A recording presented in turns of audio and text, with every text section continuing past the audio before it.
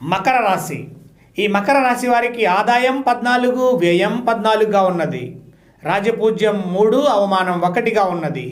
వీరికి గురువు ఏప్రిల్ 30, 2024 వరకు మేషంలో, అనంతరం 5వ స్థానమైన వృషభంలో సంచారం, శని 2వ స్థానము కుంభరాశిలో సంచారం, అదేవిధంగా రాహు 3వ స్థానమైనటువంటి మీనంలోను, కేతువు 9వ స్థానమైన కన్యాలోను సంచరిస్తున్నారు. కనుక అన్ని రంగాల వారికి అన్ని విధాల యోగదాయకంగా ఉంటుంది. తలచిన పనులన్నీ కూడాను ఈ రాశి వారు నెరవేర్చుకుంటారు. పట్టిందల్లా బంగారం అన్నట్లుగా ఉంటుంది. శుభ కార్యక్రమాలు చేస్తారు. గొప్ప వ్యక్తుల పరిచయాలు ఏర్పడతాయి. ఈ రాశి వారికి స్నేహాలు మహోన్నతమైనటువంటి గొప్ప గొప్ప పదవుల్లో ఉన్నటువంటి వారితో ఏర్పడతాయి. స్నేహ బాంధవ్యాలు పటిష్టంగా ఉంటాయి. ఉద్యోగులకు వృద్ధి ఉంటుంది. కోరినటువంటి విధంగా ప్రమోషన్స్ ఉంటాయి. నూతన వాహన లాభం ఉంటుంది. సువర్ణాభరణ ప్రాప్తి ఉంటుంది. శని 2వ స్థానంలో ఉండటం వలన చోరుల వలన భయం ఉంటుంది. ఆస్తి నష్టం కలుగుతుంది.